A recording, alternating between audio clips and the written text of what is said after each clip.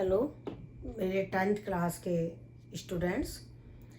पिछले वीडियो में हमने आपको टाइप्स ऑफ केमिकल रिएक्शंस भी करा दिया था, केमिकल इक्वेशन लिखने का तरीका भी बताया, केमिकल इक्वेशन को बैलेंस करने का तरीका भी बताया। केमिकल इक्वेशन बैलेंस कैसे करते हैं उसके लिए हमने आपको एक मेथड करा दिया था। आज हम केमिकल इक्वेशन को बैलेंस करने का एक और मेथड पढ़ेंगे। तो पहले हम आपको ये मतलब बता दें कि chemical equation, balanced chemical equation क्या होती है। केमिकल इक्वेशन में रिएक्टेंट्स एंड प्रोडक्ट दोनों के तरफ हर एलिमेंट के एटम बराबर होने चाहिए। यानी रिएक्टेंट्स तो होते हैं लेफ्ट साइड में, प्रोडक्ट होते हैं राइट साइड में। तो जितने हाइड्रोजन एटम या ऑक्सीजन एटम लेफ्ट साइड में हैं, उतने ही हाइड्रोजन एटम या ऑक्सीजन एटम राइट साइड में होंगे। इसको बोलते हैं बैलेंस्ड केमिकल इक्वेशन, कि दोनों साइड एटम्स का नंबर सेम होना चाहिए। तो अब बैलेंस करने के लिए हमने आपको हिट एंड ट्रायल मेथड भी बता दिया था, कंबशन की इक्वेशन कैसे बैलेंस करते हैं वो भी बताया, और हमने बहुत सारे एग्जाम्पल्स लेके आपको बैलेंस करने का तरीका पिछले वीडियो में बताया था। पर एक मॉडर्न मेथड है जिसको हम कहते हैं एल्जेब्रिक मेथड। मॉडर्न मेथड को हम क्या बोलते हैं? Algebraic method. मॉडर्न मेथड या एल्जेब्रिक मेथड वो हम आज पढ़ेंगे। उसमें हम एक बहुत सिंपल एग्जांपल ले रहे हैं जो बहुत काम आता है। Fe प्लस स्टीम, ये वाटर गैस फॉर्म में है जिसको कहते हैं स्टीम। इसके रिएक्शन से ये बनता है Fe3O4 प्लस हाइड्रोजन, और ये गैस है तो इसमें ऊपर एरो लगाते हैं। ये रिएक्शन हमने इसलिए काम में लिए कि बहुत बार IIT में, मतलब नीट में काम आती है कि जब हम रेड हॉट आयरन, ये तो रेड हॉट आयरन सॉलिड है, उस पर स्टीम पास करते हैं तो क्या होता है? तो आप लिखोगे Fe3O4 एंड हाइड्रोजन बनते हैं, और Fe3O4 को मिक्स्ड ऑक्साइड ऑफ आयरन भी कहते हैं। ये मिक्स्ड ऑक्साइड ऑफ आयरन भी है क्योंकि इसमें आयरन की दो वैलेंसी है, +2 भी है +3 भी है। और इसको मैग्नेटिक ऑक्साइड ऑफ आयरन भी कहते हैं, मैग्नेटिक ऑक्साइड ऑफ आयरन। तो इसके दो नाम हैं, या तो इसको कहो मिक्स्ड ऑक्साइड ऑफ आयरन या कहो मैग्नेटिक ऑक्साइड ऑफ आयरन। अब इसको बैलेंस करने की जो मॉडर्न मेथड है उसका तरीका क्या है कि इनके आगे A, B, C, D लिख दो। अगर आगे और होता तो हम E लिख देते, F लिख देते। स्टोइकोमेट्रिक कोफिशिएंट है ये A, B, C, D, जो हमें पता नहीं है। इन स्टोइकोमेट्रिक कोफिशिएंट की वैल्यू हम निकालेंगे, वही हमारा आज का टॉपिक है। कि जो ये स्टोइकोमेट्रिक कोफिशिएंट की वैल्यूज आएंगी वो हम यहाँ रख देंगे तो हमारी इक्वेशन बैलेंस हो जाएगी। मतलब बैलेंस्ड केमिकल इक्वेशन कैसे क्या होती है? जिसमें रिएक्टेंट की तरफ और प्रोडक्ट की तरफ हर एलिमेंट के एटम का नंबर सेम होता है। अब देखिए इसका तरीका बहुत इंपॉर्टेंट है, ध्यान से देखिए। हम क्या करेंगे, जितने तरह के एटम्स हैं सबके लिए एक एक इक्वेशन बनाएंगे। Fe के लिए इक्वेशन लिखेंगे तो इधर तो FeA है, इधर 3C है, तो एक इक्वेशन बन गई Fe = 3C, तो A = 3C। इधर A है, इधर 3C है। हम हाइड्रोजन के लिए इक्वेशन बनाएंगे, हाइड्रोजन इधर है 2B और उधर हाइड्रोजन है 2D, तो ये दो इक्वेशन हो गई। हम ऑक्सीजन के लिए इक्वेशन लिखेंगे, इधर ऑक्सीजन है B और इधर है 4C। ठीक है, तो अब हमने ये तीन इक्वेशन बना ली। अब क्या करेंगे, सपोज A = 1। वेरिएबल को जब हल करते हैं ना एल्जेब्रिक मेथड में, या एल्जेब्रा बीज गणित जिसको बोलते हैं, आप उसमें हल करते हो तो एक वेरिएबल को 1 मान लिया। तो जब हमने A को 1 माना तो C हमें मिल गया। C कितना आया? ये 3, C की वैल्यू निकालेंगे तो 3 नीचे आ जाएगा, तो सी आ जाएगा 1/3। सी कितना आएगा 1/3। अब क्या है b is equal to 4c है, इसमें c की वैल्यू रख दो तो b आ जाएगा।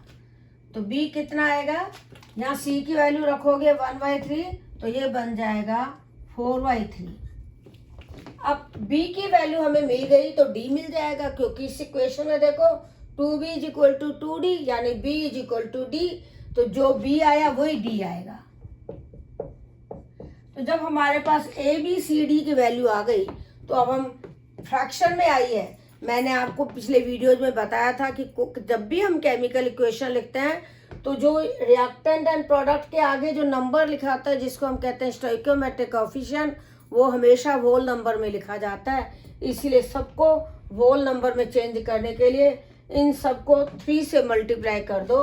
तो a तो हो जाएगा 3, c हो जाएगा 1, b हो जाएगा 4, d हो जाएगा 4। क्यों? क्योंकि हमने 3 से मल्टीप्लाई किया तो ये नीचे का 3 हट जाएगा। अब आप a b c d की वैल्यू यहाँ रख दो। आयरन के आगे a रखोगे तो 3Fe हो जाएगा, वाटर के आगे b रखोगे तो 4H2O हो जाएगा, और Fe3O4 के आगे c रखोगे तो Fe3O4 एक ही रहेगा। हाइड्रोजन के आगे d रखोगे तो 4H2 हो जाएगा। तो ये हमारी बैलेंस्ड केमिकल इक्वेशन बन गई। यानी कोई सा भी आप एलिमेंट देख लो, दोनों साइड एलिमेंट के एटम का नंबर बराबर है। तो ये हो गया बैलेंस्ड केमिकल इक्वेशन। हमने आपको एक एग्जांपल कराया, एक हम और करा देते हैं, फिर आप घर पर खुद ही बैठकर बाकी जो रिएक्शंस हैं आपके बुक में आ चुकी हैं अब तक, या जितनी भी रिएक्शंस तुम्हें मिलती हैं, कोई सी रिएक्शन को ले लो और उसके स्टोइकियोमेट्रिक कोएफिशिएंट को मत लिखो और खुद उसको बैलेंस करो। चाहे तो आप हिट एंड ट्रायल मेथड से बैलेंस कर लो, चाहे ये मॉडर्न मेथड से बैलेंस कर लो। अब हम कौन सी इक्वेशन ले रहे हैं, CO2 प्लस वाटर।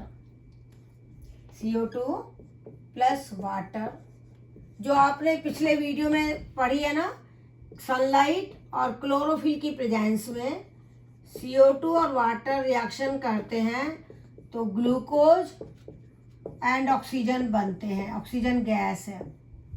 तो ये इक्वेशन है। इसमें क्या करेंगे, हम वही करेंगे बैलेंस करने के लिए A, B, C और D। अब पहले हम कार्बन के लिए एक इक्वेशन बनाएंगे। तो इधर A है कार्बन, उधर 6C है, तो A is equal to 6C, ये पहली इक्वेशन बनी। अब ऑक्सीजन के लिए हम लिखेंगे, इधर ऑक्सीजन है 2A प्लस B। अगर दोनों में ऑक्सीजन है तो दोनों की लेनी है, और इधर ऑक्सीजन है 6C और उधर है 2D। तो यानी ये 3 दूसरी इक्वेशन बन गई ऑक्सीजन के लिए। पहली हमने कार्बन के लिए बना ली, दूसरी ऑक्सीजन के लिए बना ली।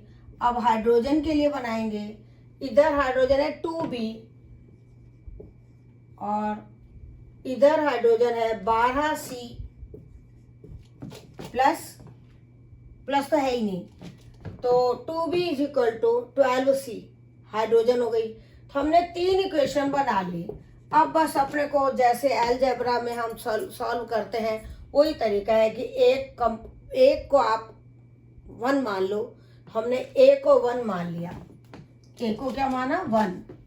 अब इस इक्वेशन में A is equal to 6C है, तो इससे हमें C मिल जाएगा। C कितना मिलेगा 1/6, क्योंकि 6 इधर आ जाएगा, तो C मिलेगा 1/6। अब 2B is equal to 12C, ये इक्वेशन 3 है। इसमें B की वैल्यू हमें निकालनी है और C की वैल्यू हमको मालूम है। तो 2B is equal to 12C है, तो C की वैल्यू 1/6 रख दो, तो 6 2 जा 12, तो 2B is equal to 2C हो जाएगा। तो यानी B is equal to C आ जाएगा। मतलब जितना C आया उतना ही B आएगा, जितना C आया उतना ही B आएगा। ये इस इक्वेशन से पता चल गया।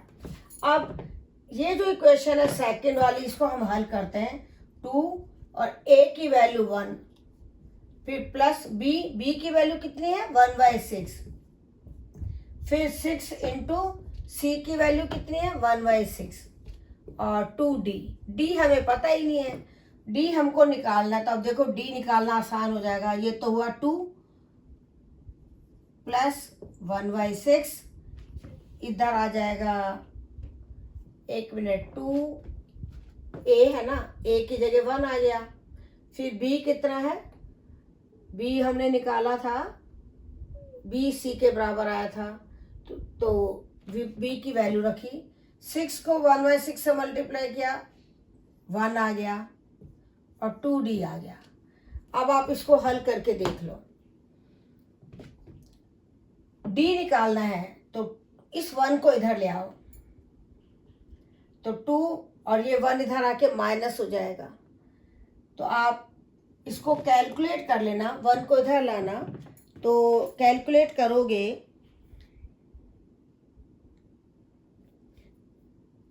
2a plus b is equal to 6c plus 2d।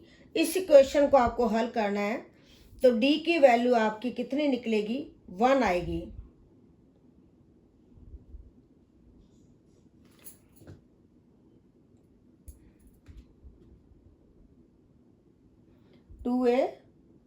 a की वैल्यू 1 रख दी, प्लस b की वैल्यू कितनी आई है 1/6।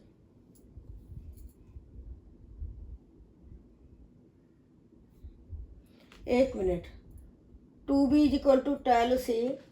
ये दोबारा हल करके देखते हैं। 2b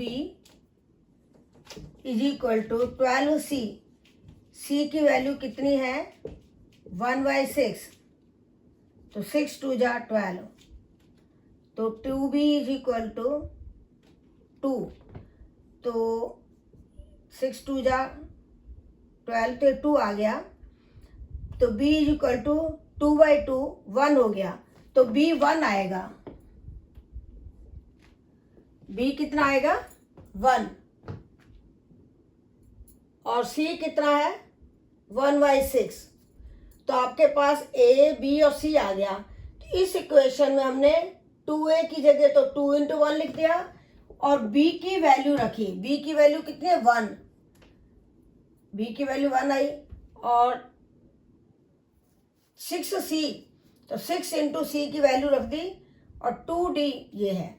तो अब आप इसको हल करो, ये वाला 1 और ये वाला 1 कैंसिल कर दो, 2d इज इक्वल टू 2 हो गया, तो d इज इक्वल टू 1 आया। तो अब हमारे पास d कितना आया 1। अब आप इन सबको 6 से मल्टीप्लाई कर दो। क्यों? क्योंकि इसमें फ्रैक्शन आ रहे हैं, फ्रैक्शन में हम कभी नहीं लिखते।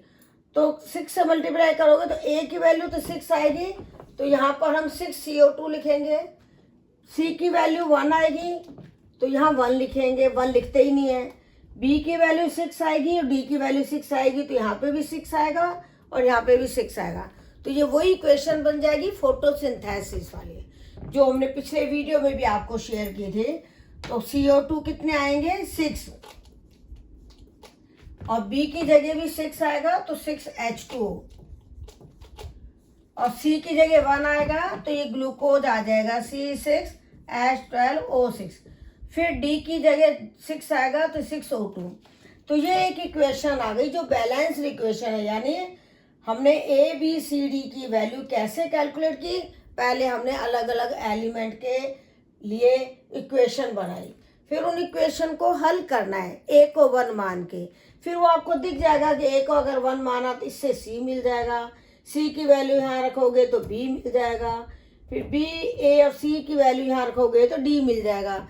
बस आपको ये कैलकुलेट करना है। उसके बाद होल नंबर में चेंज करना है, क्योंकि इसमें 1/6 है, तो हम 6 से मल्टीप्लाई करेंगे, तो a भी 6 हो जाएगा, b भी 6 हो जाएगा, d भी 6 हो जाएगा, और c 1 हो जाएगा।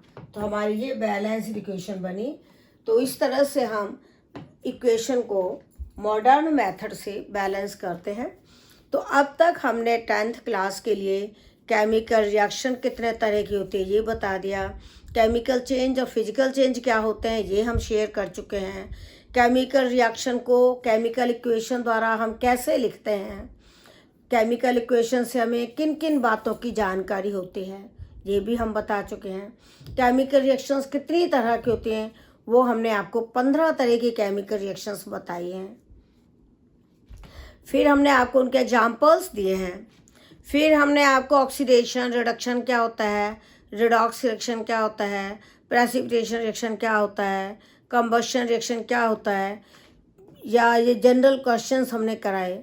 फिर इक्वेशन बैलेंस करने के लिए हमने हिट एंड ट्रायल मेथड तो पहले वाले वीडियोज में बताई है, मॉडर्न मेथड हमने आज के वीडियो में शेयर की है। तो इस तरह से हमने अब 10th क्लास का फर्स्ट चैप्टर जो chemical reactions and chemical equation है वो हमारा आधे से ज़्यादा चैप्टर कवर हो चुका है। आप लोग मेरे वीडियो भी देखो और अपनी NCERT बुक भी पढ़ो। अगर आपको कोई प्रॉब्लम आती है तो कमेंट में आप वो क्वेश्चन लिख देना जो आपको पूछना है, या वो फीडबैक दे देना कि आपको सही लग रहा है कि नहीं लग रहा, या समझ में आ रहा है कि नहीं आ रहा। तो आगे हम और वीडियोज भी शेयर करेंगे। पहले इसी चैप्टर को कंप्लीट करेंगे, रेंसिडिटी और कोरोजन बताकर, उसके बाद फिर हम आगे अगला चैप्टर लेंगे। धन्यवाद।